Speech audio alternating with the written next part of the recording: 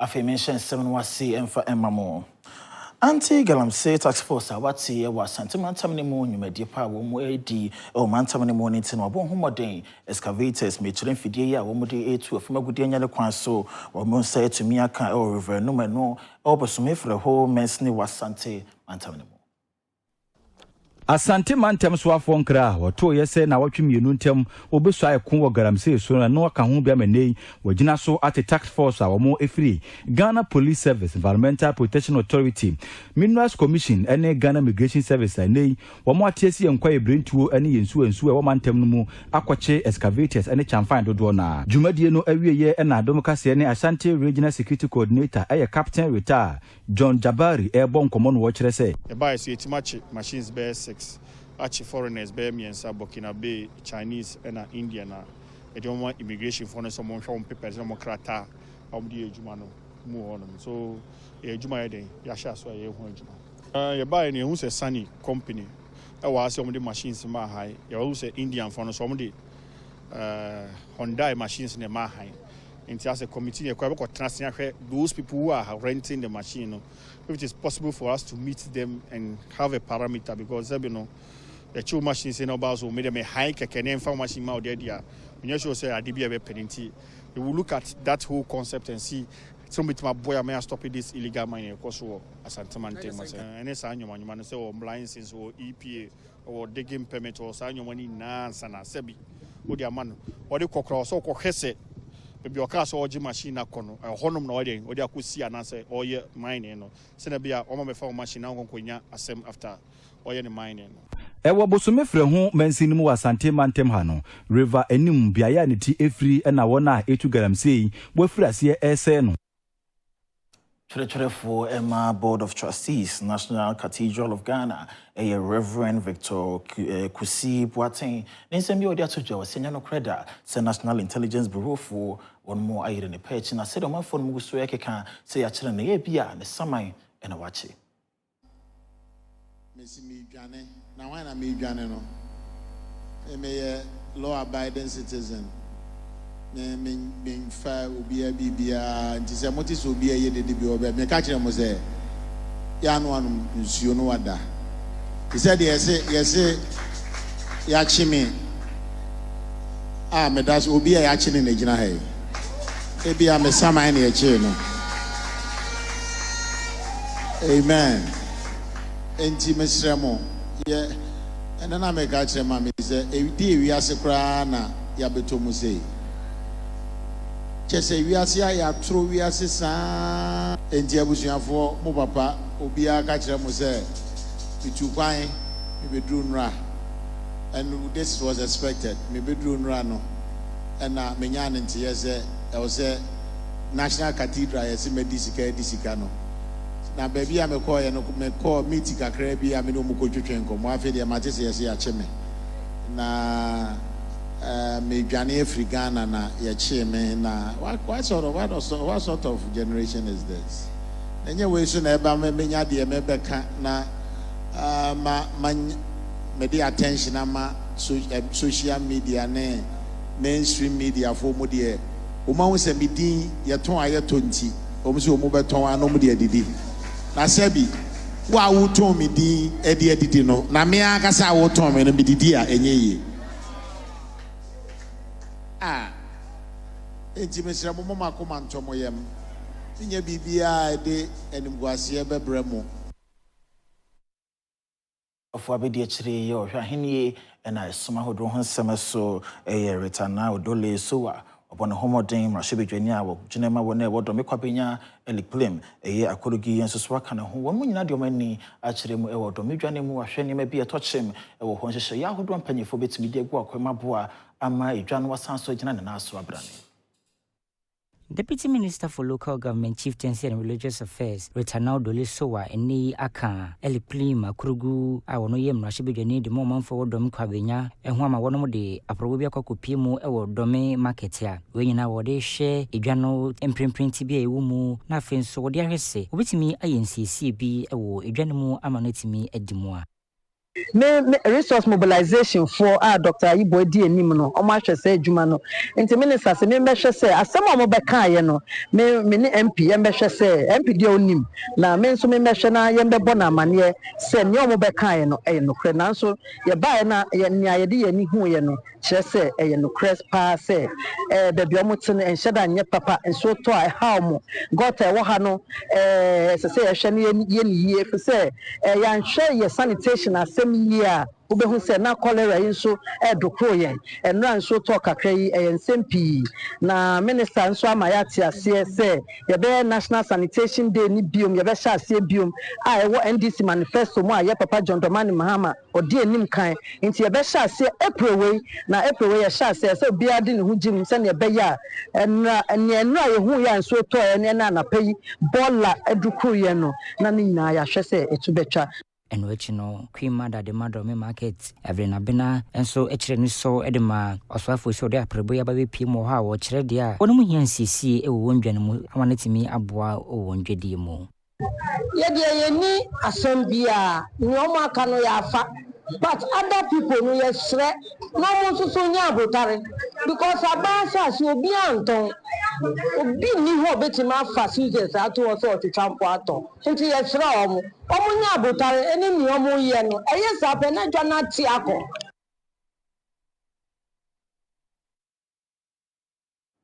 Incremental Director Emma Center for National Culture Nidin Eric Ohene Labi Wadeto Municipal Director where in the for Ediama Culture, Tourism and Creative Arts wala in Quantanai Madina and name Sada Roma a Ghana initiative yan penifo Ediabano no sendi anymore is answer no penny bet to me aboa aman penifoni so I don't know what I know where to me a drone ne be almost so or my phone when yet to me at home so my Ghana near my woman on bit to me Efra.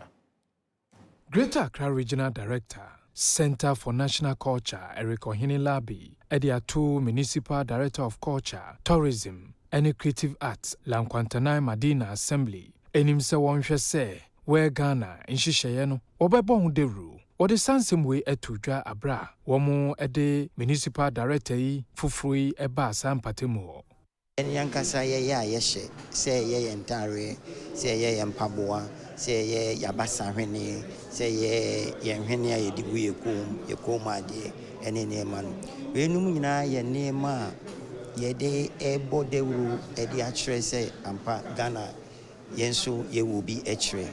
Na ye yes, I know so no. Na ye da yamamre, any yamane edi. If you say ye, any a fapping.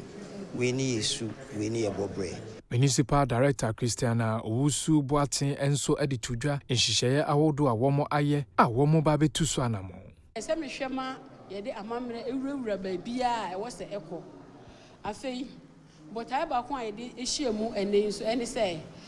National Commission on Culture e de dwumadie bi aba ayefe no We Ghana Festival. We Ghana Festival no ye disa fashion no e de bon profon ka ye say ye Ghana fo ntia wo se ye di aduane e wo se ye kan kurum kasa e wo se ye hye kurum ata de wo se ye bibia di no wote ne say ye We Ghana but people in profo bedwen say wo hye Ghana tade nkwanye sa you are wearing Ghana as a tie wo hye Ghana te say ahofade enti bibia e fa Ghana ho bia sa brenu dru ho a ye bo ho de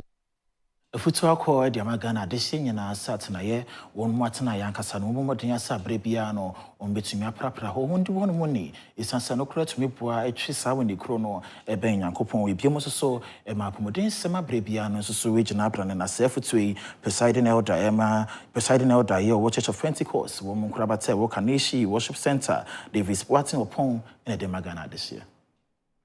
Presiding elder our Church of Pentecost Kaneshi Worship Center, Davis Boatin Opon, Edia Tugana for Enimse, Womo Enwese Womo Ebedi Womo Empatem Eni, Sene Beboa Ama Yarwa Wodo Biti se cholera. Ebetimi abrase, Wakasa abra soreno, ene womanfo a womo ewo Kaneshi ni assembly no, eka wono bom, etete gates awodom, eprapre fie wo ho no, ode futu semse etudwa. Ya kachire wiase nyina ona gidefo ne omonya gidefo nyina say ye di ehuni say ye keep environment say ye protect environment no environment ya de bia nyankopon na de ahye yensa so we are stewards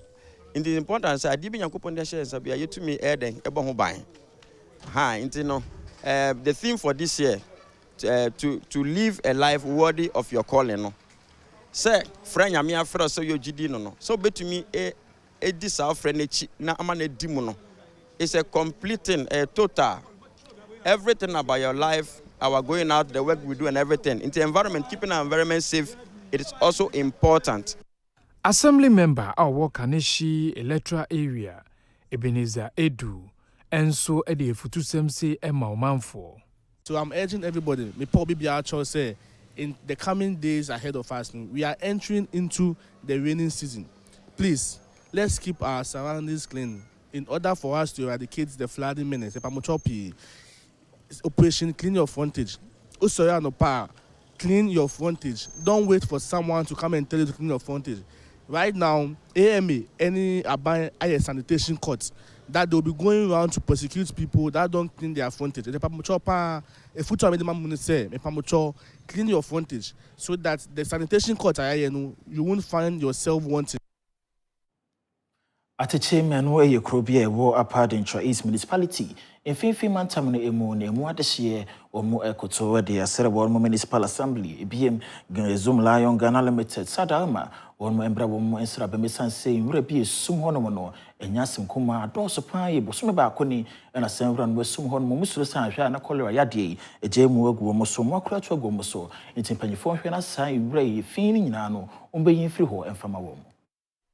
Omanfo no mu atechemai no ewo Apadentra East Municipality wo mfimfin wantam no mu ene free municipal assembly ena Zoom Lion Ghana Limited say enwure bia esigira mbesa ewo hono wono mu nhwa na enimanimu ya woma meyi mfimfiri oma wono mu sanse anhwa na kofa yare e de abro omanfo onse ye to nnuane wo ha eni ade ti se enwansa ne kosi so omutumi besi ye aduane no so ni nyina ma ye ne ede enye yale ena sentence so free ade animu ba no so kulempo no enya kura nyamem nukure ni said the oba ye computer ho adwuma wa ha nkofo bekana be ye photocopy ni ade ye nkonya wa ha bench a o moteneta so nya once na nko a even ye ni akura ye adwuma kra na aduane kura na ye ntumi ntana ni di ye ton ade wa ye to de kala ko to aduane kwa ti se o di free adwuma mu ade kofie na yere ekodi e se unti aduane no sento bola no sento na yere oti entama enkura o moka ye won so yare rough Nanso wasansemi hono assembly member dema Ateche electoral area no asan presiding member dema Apadentra East Municipal Assembly akofi wusu entwi edeto dwase obepi mu ewo mpotem wono ma sa bola ya wo mu sesa na nya de ye wono mo wanwe sanse ayade ekoso pa. To be very honest with you, problem no abro ebu yenso anase ye ka say amaya yemre. The problem we have in Apadentra East, we are who ha na nya ha nko a uko kadadwen ewo uko infum ewo uko compound ewo uko broom ase ewo be bia the ebese man for say it is not a doing of the assembly, it is not a doing of the assembly members, but company na Ghana binding our contract so say you run and the machines or the adwuma no enye papa. Enso wasansemi hono Zoom Lion for echire se di ntia wono mo mesese nwura no enam wona hyen odidi dwuma ne nyina asese enam no so nti na wono mo ntimi nkosesa nwura ewo hono mo. Ghana Gold for Board Initiative no initiative bia na Jamaica bia Ghana Mampanyi John Joman Mahama ede ba ne bota ye nyina ene se betumi aboa na foma gudie tu ayetu o my Ghana mo no etumi adwum pempen so bia disika kese ebebre o my Ghana na sakra ye nyina hwehwe no yetumi hono mene wo kase kebe wo mofo bi ye ba na ye mining sector wo man wo dwudwum e wato ye mantam ne mo wo mo abekasa ho e kire mo se wo de o machitai wo mo a ebe ma sa initiative wo efumo gudi tu mu a wono mo ewo atoye mantem no mu eni aso Ghana Gold Board Initiative no mu wo kire dia ayade e ba beboa ama wondwumedi akonkan Sami Jemfi managing director de ma Precious Minerals Marketing Company what in nsem we say atoye nim ye si ani so ne say gold a yetu do Ghana hana ye tokoton no $1 ni nyina no beba back to Ghana ne ye dia support to Ghana cities. Neno ne fa ye nyina ye ho. Se ye ka se dollar is 16.1, 16.2 a. Na se ana dollar is 15.7. Eni 2 weeks wa me wa. Ene ko 15.8. Ene ko 15.9. Ene ko 16, na ko 16.2. yɛahwɛ yi a ɛbɛkɔ 17 ɛbɛkɔ 18. Godwill ama ono ye secretary the Small Scale Miners Association ehye say wonni ku manyina ebeboa ama good body dwumedi etumi ejina brane. Everything from day one say yes as the be bibia ni concerns ye beja nene. Now as we go along then we'll be addressing the concerns but ni niam esisi ye na small scale miners dey do Usha issues of illegal mining any omo ye e better than atoto good. Are we buying from all those people? These are concerns genuine. Enu ntina obi o ye adwuma bia no who to good that what should be o ye adwuma no licenses or the adwuma na yetumi separate from the legal from the illegal. Enu echi no kibi umufo de nsem wusi tuyema ne boni enim. Iti awa ne say gold bond e ade e ba beboa yin me nyina ya support. Enya this obi adwuma beku. Ko for kika so ba gold no buy sporters na ade. Sometimes we to gold kra. We should not gold your profit. To gold no visa. We turn mo bi an obenya profit we turn locally. And our export so we twetwe ho especially charge bebre. Nti aba no ne hia say which many lances both locally and export so won see kwai these are buying so no abeto gold no na wa matemamfo no sika no mutumi dia yadwuma na odemfidie aka ho a ono mo mbeboa Ohini yo anamase ya onukuru ya sansu ya chamehene ewo achembosome traditional area puye mantam no emu ne din eyo brempon wa yim nsama otosomiensa ode to ye IGP na bambofoku nyina anim se wombran sraban ma ho bambon se mo wetiri mo pampe fama mo fahyehyie ngu akwam se de beya twuma mentwe bia na etu betumi etwa na aboa ama my Ghana afa ne tuma pefra impontio Ohini wa manasia o sign so eya chamehene ewa chimbosome traditional area we poe mantam no mu obrempon ayim amunson otosomiensa ene dia to IGP na afei bambodwumeku mpanyufo awodo ene mu se wono mu fanhyehye pabingu akwam se ne beya basabasa ebia enkonkoma ne mu so ewo mpotamu ho no mu mesre IGP se omomodian se ne men wo achianse ne oda ne ekokufu duan de omomodian se ambaye omadwuma yefo ahensam sebe ahensam de your regional chiefs am kan nsam ni ade na oye ibosomi a your president of form financial council say we default na so ebuso pen o so do what mean for financial council na enyeye eti mesre IGP say prefu asa kokwasa bia mo ye wo your district ya no emwa ya hensam amfa pepepe ye de enye dwuma Wasansemi hono emebunu bi a wono mo achima manase akasa de afase wo hwe mentemo ase asese yama ne muso wo ho mpanyimfo amfo wona ensifon animanimu ya anhwe na akwa kwaje nsemu a ade ebeba no enye papa nti adaworo ma mpanyimfo nhwe no mra nsraben mu anmasi kuro bi a asomdwe kuro emse nyina hana yawo ye tete ye du zambe besuwe basabasa bi sei ensida nti de esen se de epeje ne mu ba no ye mpanimfo behwe na amatoto ne maye ma asomdwe na yetim tete no abidu bebeso no akabom na de koye aba omayemu hoye eni bejabeja na asori wo achema na masi krom ha no omo nhwe ese anu ne anu hia entoto emma enti mesere mpanimfo se omo nhwe na omo adwebro emra kuro yi se de be ya ekuro ya asomdwe kuro efiri tete aha ne ye wo me aha ne ye tete me aha na menyini ye oye na ni dede ye hunu bi kura wo hada nti e ba asa no ama emma e wo krom ha no yasam kura na emobo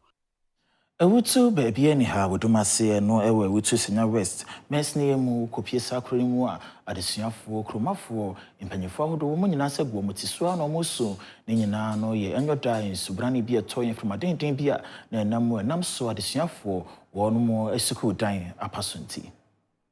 Suku dai eso etu amanam so ama suku nkwadai edi ato eye mrashe bejeni owo ewutu Senior West Gizela Tete enim se omeyo momwa anyesa every Monday ekono adesua ehun be den pa edi amom enam se wo munya bebi a wo mo ebetena esua de na enede ye ba so ni yentumi ansua hwe ye school dan no sunya pepa nti mesra aban pa se omo mboye wo ye school dan e books nyina for atete yentumi mfensua nti mesra aban se ombe boye kakra am mind the crying to me and she had the agon crying nti ye dinkra ema ye MP honorable Gizara Tete say ye Ewutu West MP so obeba na obeboa en so na be ya ye mofra no ebetumi nye bebi esuade Mabunu hini owo sam patemu ho Nana Kwesi Esel enso ne Adom News nsentro for etwetwe nkomo no wakasa edefa eye nchense a etu ewo dan ne so na aban no emu asise ode beboa sasuku yi na nkwade etimisuya de fat hadwe na ma eye mi ameye mrante hene Nana Kwesi mpa so e di to manum se e besre MP ene ankra mo obi ene mpemfu se obia mra no maboa efise ayenchem anade se oyene kase pa na to nkolai wo school hanum mo school sem no mo nyina ne nenam kum bebre kokum because mo nya ba bi ntra Sebeye na adesua sem ehunu peja ewo achemodan na biomo so eye nto so schools ahodo wo honom empanyefo atumi edi aka category A schools ehunu nte no headmaster ye wo odan senior high school do twanitia se oda school erekamo a ode junior high school quiz competition ahye so ne bota ye nyina ene se bebo na adesua free e ba ne science massa ombetuma ya pabnefo ewo Sebe na disua be manu muso entino ene headmaster wo dance senior high school Erika Moa afatu no hoso a wahehye junior high school quiz bi ede ama omanfo we nyina wo hwe se ebeboa ma omanfo anya opepa ede ama enkuntabuo na afi abefo niama abra headmaster yi ekasa ewo dwumadi edikan a woromde hyehyɛ so ewo odan methodist conference no wo Brim Central Municipality wo poemantem no ode nsem sei etudwa nya medasipa botai ni se ye pase nkwala no adesua ekosoro na de ba kwa eboa man nkwala adesua ekosoro ye ohun se competition bi da omu ntema entino ye ne municipal director of education ene ko transikan se Brim Central ha ye pase nkwala adesua no epeja entino no so gitu so obeboa ye e ma ene dwumadi ye no botai ba kwa esi ani so ne se nkwala na adesua no through competition no omo besua de na abo omo BC na omo de ato omo dachi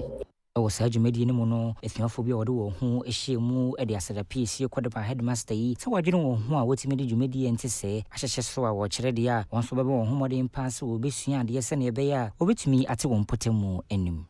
Fami Asila Madizure na ye demba it mean your second position enti yeda nkofo na omo ye quiz we asese omo ma yes opportunity we ka chomo say Adom ase e boa yan ada chenya ni papa ase teacher from na boa yan omo church ya wo fon so boa yan ni tetu bi ba boa yan ye pa efisa boa abue ya adwen ara aka e ba che BC no so ba boa yan so ka chomo say ya mi sure na on to mo ko Aminyina sansimi so na yentwa ya honja bofo nkato ye ba nsem ne bia ka ekire ye de beto amaso mesamu akwa babie member Adom TV anwumre no nsia kase so ma yentwa yensem ne so ne yehwensem a ede so ewutu kwa bonzi no ewo ewutu senya west mensne emu hina wo honom se beye na edwadi afa ne tuma pefa ne ntino wo bono homoden edwa foforo wasi ye de amadwadefo ebi mo so ahakosisi low station foforo kra e de amashenkafo na kwentufo Nana Kwesi atopi a ono ene ginemu ekasade ma ewutu kwa bonze ehine a womo esi ye edwom ede nyuma ego ekwan mu ema omanfo a womo eni edwuma no ene lorry station se ne bema akunhia abrase one Adom News nsentwofo etwetwe nkomo no wode nsem se etudwa station any market ema oman no ye hu se baby a station wo any oman wo bia no aya na station ho oman ni tumpon because say no moto nti obi ba furu moto de bia ba furu no nye ni penyina na etumi furu moto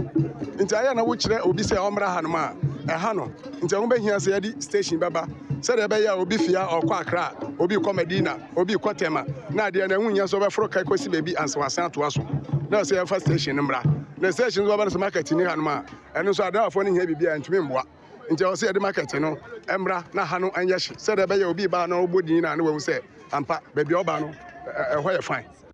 Executives be a womo cooperative transport any edwedifo bi a womo nso ewo any Adom News nsentro for etwetwe nkomo afa eye edwoma nananoma hemfo esia mom any lorry station no womo nso de nsem sei etudwa womo ni aban kasa nanka onsiesie kwan no onka so kota mai ye be ye adwuma no pa ama aha no awe krabehwe ye hunu say yes ampa aye ne yi nanka ye be pay say the whole of Ghana ahemfo na wo mia na ade nyina no these are some of the things that they have to do to let the citizens or the people of their hometowns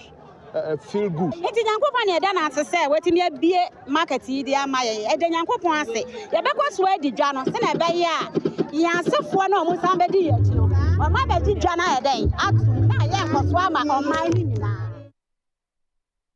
Enshada inche bia Ghana de shebeshene so swafo yohwe my Ghana sika semso Dr. Toforsen wojina Ghana mampanyini anem kopiem no shebedwafie ya fimpin waduonu wenu makomba sika no okenkan ma Ghana de shenyina TV na wochirem sika empanyifo ate atoponom ede amakwe adwuma no ho no donkuma no eba no Deni Alexander Fenyoma ke no bekasa ho osisika mpanyifo etwaye de makwe adwuma no esokra de sente behia se bana sempanyifo akomba sika no opese okenkan adavroma eya wo mo ending kan ma shebedwafo ende honkomo Openi oni neda Adom ketwana no Alexander Afenyomakin ekasa ewo post budget workshop a womo ekoye no wode to mrashebedwafo anim se womo ma womo ni emre pa na niema bia ewo budget ni mu no womo etimi enyamu entiase sene bibia womo asese womo etuso anamon na aban no egina ne naso a womo etimi ayesade no that are tailored to enhance and increase our analytical skills, improve our ability to detect inefficiencies, and strengthen our oversight functions. So, for instance, the Minister of Finance tells us there's 1.5 billion for agriculture. If you look at the expenditure column, you realize that some 900 million plus has been allocated. So if you pay attention, these are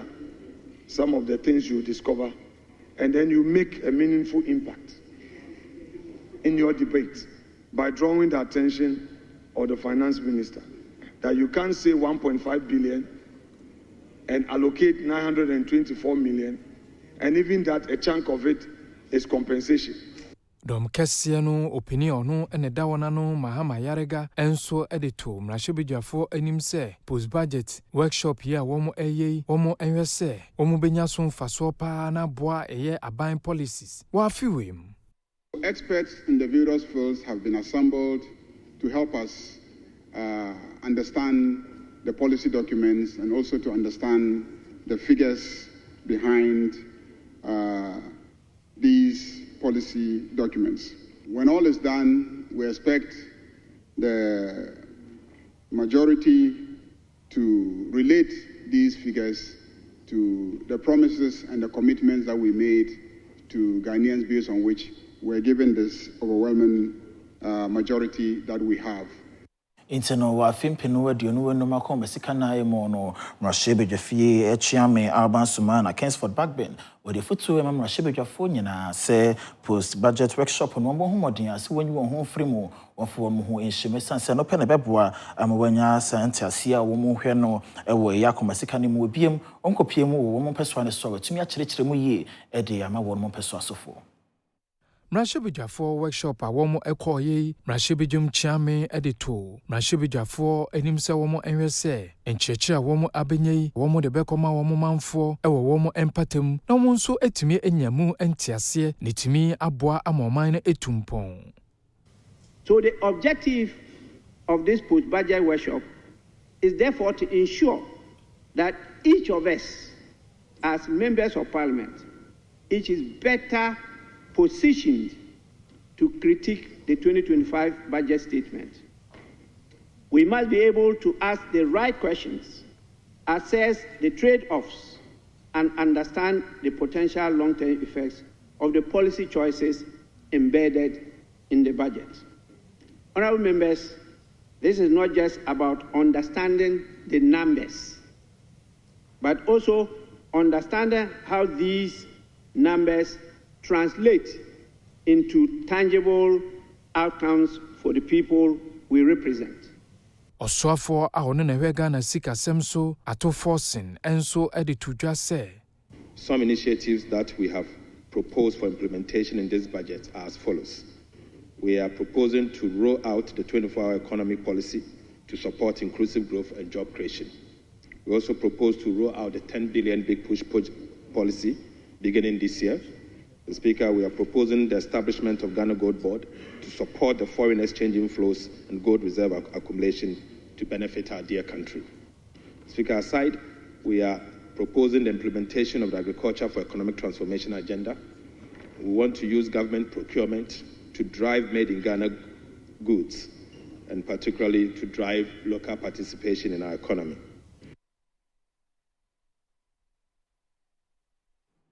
Infinity Mantam Swafu, a echo, Ochre Penny, and Oka say, in Sassabes, 100 acres with Jamo, a diamond from a jassa, 30 beer and cane, now one media cotton pie, a wogalam senior, my dear emu, or Siwomu and Fendi Juma, or Mundo Sukia, name Yebum Kutraye, a wo boyo forest reserve no, or Munjuja and Sananai. Forestry Commission at the 100 acres. Ewo oboyo kuemu ama ye oswafwe ama oswafwe nso ede ama ye omanfobia kanena womo etu galamse ibi ama sisi womo edua so enua se na ebesiesi asase ni so nina yakwato wo galamse side to impe na wo gwan ba one day what wo hu na den ya wo baka no ho wo bempo na mim de bia wonye be ntoko wo ba no boso me na mo pa me chewde wonye adwuma nye wonye wodi akwadwuma wo na ade but obi ambo ho oni tin wo galamse sende obi bobo na wo batwu wonuanum bebre wodo ababo galamse adwuma ntim de to mo ho do ye hwehwe nsase ye nyansase obebi bebre na ye bupe bia aka ka me ye do dan kra wie na ye bupe ahanso oyaban asase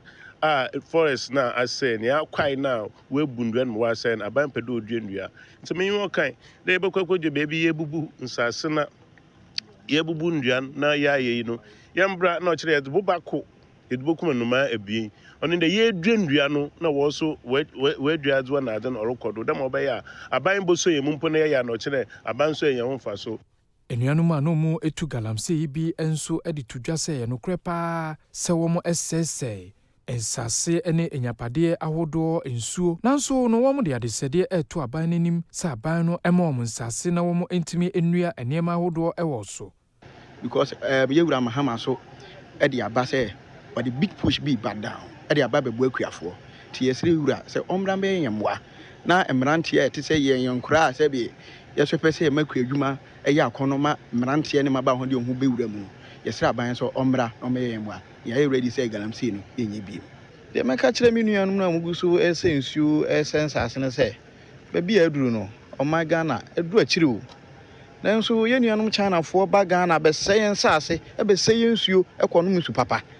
na ye ne de cholera ana ya fa ato ye ho so yare ne ya fa ato ye ho so nti mesre mi nuanum a omo ye galamse se omo nyina mfa mo ntoma mebo ye de ano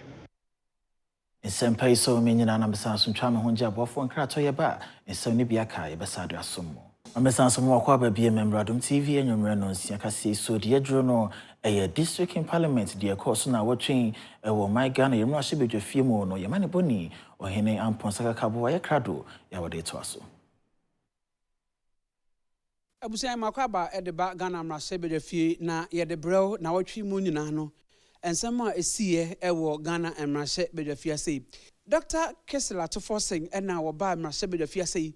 ena wode afimpino ene adunu enan budget ehonsem edeba ye na wode ba no kyese oman no akodum pempeso bi aka mene ye enu ntinu aban eye nioma bi a obetimi aboa na ye ka no eso ate afenso aban ede nioma pie ba enu no ohiansem no ebetimi ede akofem na adwuma nso ebi etimi edeyaba Dr. Kasela to forcing edensem etudwa ewo Ghana mrahye bedwafiase. We will abolish the 10% withholding tax on betting. We will abolish the electronic transfer levy, e-levy of 1%. We will abolish the emission levy, otherwise as in Wusie tax. We will abolish the VAT on motor vehicle insurance policy. Namukuma o Ghana mrahye bedwafiase ena wo kire se sawotwa akomabo ene ehu budget nsemsem a aban no de ba betu dwa no wonso wo ntiase bi neno ena Dr. Adom no ena wo ye fotosanfo dada na kire se Dr. Kesela to force na nsem o de bai no ekamya se nsem no ya dane nsem no ani yenyina no no nsentwofo atwinkomo ewo Ghana mrahye bedwafiase. You are saying that MPP has overborrowed. Yet we ended our tenure with 61.8%. But you who didn't borrow, you ended your term with 73%. Ladies and gentlemen, it is surprising, nevertheless, that notwithstanding the improvement in the debt environment, the timing of the announcement of the minister to enter bond markets, and I'm saying that this is not good advice, and this is my reason. The timing for the announcement of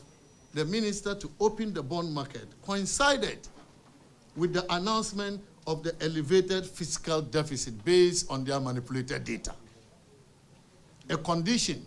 that exposes the country to high risk of borrowing from the markets. The effects of this unfortunate data manipulation are already hitting our economy, already, since they read the budget. Jumedi ekrono ase na yewura kojo opon kroma ono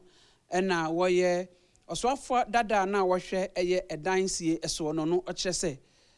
Ghana mabum se dwuma bi na mopa ende aban we bedi munwamo esane se enioma wona kurokire afa dwumadi a wode bre emabum no wompo oba aban mu no wona hyase na woyi enipa bi adi. A number of issues were raised by many Ghanaian youth and small businesses. They were expecting that this new economic policy 2025 will address, among other things, cost of living challenges. That it will address, among other things, unemployment.